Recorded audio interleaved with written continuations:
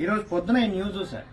రామగుండ నియోజకవర్గం మక్కాన్ సింగ్ రాజ్ ఠాకూర్ కాంగ్రెస్ అభ్యర్థి ముస్లింలకి 12% రిజర్వేషన్లు కల్పిస్తాం. ఈ విషయం అసలు బీసీలకు, ఎస్సీలకు, ఎస్టీలకు, హిందువులకు, ఓసీలకు ఏం తెలుసా? 52 మంది బీసీలు ఉంటే 25 మందికి ఉద్యోగం వస్తుంది.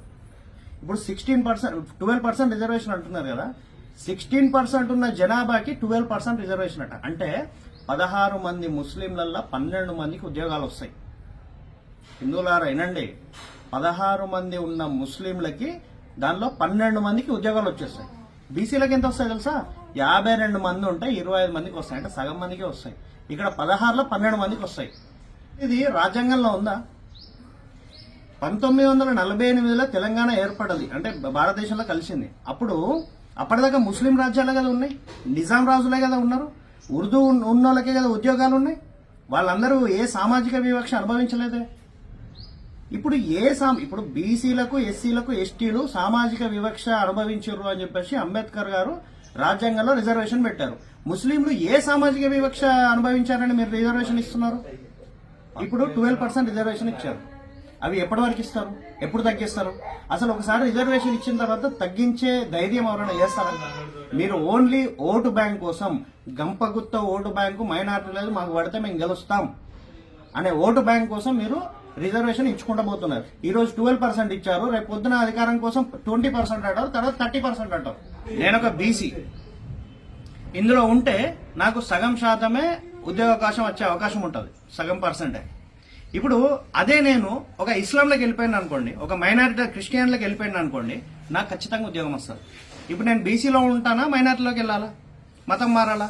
అంటే మీరు ఇండైరెక్ట్ గా మతం మారితేనే మీకు బెనిఫిట్స్ అని చెప్తున్నారు. హిందువులు ఎందుకు అవుతారు? ఇక ఎవరికైనా ఆశ ఉంటుంది కదా. నేను బీసీలో ఉన్నంతసేపు నాకు ఉద్యోగం రానప్పుడు, నేను ఒక క్రిస్టియానిటీలోకో ఇస్లాంలోకో మారినప్పుడు, నాకు ఉద్యోగం వచ్చినప్పుడు నేను అటే పోతా కదా. అంటే డైరెక్ట్ గా, ఇండైరెక్ట్ గా, డైరెక్ట్ గా హిందువులారా మీరు చేవ తెచ్చిన వాళ్ళు, మీరు మైనార్టీలకు కన్వర్ట్ కాండి, మీరు మతాన్ని మార్చుకోండి, దేశాన్ని ఇతర మతానికి మార్చండి, అప్పుడు మీకు బెనిఫిట్స్ వస్తాయని మీరు డైరెక్ట్ గా చెప్తున్నట్టే కదా. ఇది మేము మాట్లాడదాం వివక్ష అంటాం. ఏం మత వివక్ష? హిందువుల కోసం కొట్లాడడం, రాజ్యాంగ ప్రకారం కొట్లాడడం మత వివక్షన? అంబేద్కర్కి తెలియలేదా రాజ్యాంగంలో రిజర్వేషన్ పెట్టాలని ముస్లింలకి? అంబేద్కర్కి ఏమన్నా చదువుకోలేదా, లేకపోతే తెలీదా? మీరు అంబేద్కర్ రాయని రాజ్యాంగంలో లేని చొప్పిస్తున్నది, హిందువుల మీద గుదిబండగా వేస్తున్నది మీరు. దీన్ని ఎప్పటికీ తగ్గించలేరు, ఎప్పటికీ తీసేయలేరు. ఇలా 12% అన్నాడు, రేపు 20% ఇస్తాడు, 30% ఇస్తాడు. ఉద్యోగాలన్నీ వాళ్ళకే అయిన తర్వాత మేమేం చేయాలి? బీసీలు, ఎస్సీలు, ఎస్టీలు ఏం చేయాలి మేము? ఇప్పుడు నియామకాల కోసమే కదా తెలంగాణ ఉద్యమాన్ని కొట్లాడి తెచ్చుకున్నాం. సచ్చి సాగు బతుకుల్లో ఉన్నోళ్ళు, చచ్చిపోయిన వాళ్ళు, గొంతులు కోసుకున్న వాళ్ళు, కిరోసిన్ కోసుకున్న వాళ్ళు, జై తెలంగాణ అని చెప్పేసి ట్యాంకుల మీద ఎక్కి, టవర్ల మీద ఎక్కి దునికి చచ్చిపోయిన వాళ్ళు అందరు ఎవరు? ఓసీ, బీసీ, ఎస్సీ, ఎస్టీలు. ఈ 1000 మంది చచ్చిపోతే ఆ 1000 మందిలా నువ్వు 12% అంటున్నావు కదా, 120 మంది ముస్లింలు ఉన్నారా, క్రిస్టియన్స్ ఉన్నారా? సరే 120 లేకపోతే 12 మంది ఉన్నారా? నువ్వు చెప్తున్న మైనారిటీ రిజర్వేషన్ ఇస్తున్నావు అని చెప్తున్నావు కదా, 12 మంది ఉన్నారా? లేరు. ఇచ్చలందరూ హిందువులే, చచ్చిన బిడ్డలందరూ ఓసీ, బీసీ, ఎస్టీ, ఎస్టీఏ. కానీ రిజర్వేషన్ ఫలాలు వాళ్ళకి ఇస్తున్నాం. మరి సచ్చి తెలంగాణను కొట్లాడి చచ్చిపోయి సాధించుకున్నది ఎందుకు? ఎవరి కోసం? బీసీలు, ఎస్సీలు, ఎస్టీలు వాళ్ళ కోసం చేసుకున్నారా? కాదు కదా. తెలంగాణ అందరి కోసం చేసుకున్నాం. రాజ్యాంగంలో లేని రిజర్వేషన్ ఏదో సామాజికంగా ఏమైనా వెనకబడ్డారా? సామాజికంగా ఏమైనా వివక్ష అనుభవించారా? నా ఎస్సీలు, నా ఎస్టీలు, నా బీసీలు వివక్ష అనుభవించారు.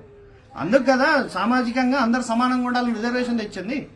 ముస్లింలు కానీ క్రిస్టియన్ ఏ సామాజిక వివక్షను ఎదుర్కొన్నారని?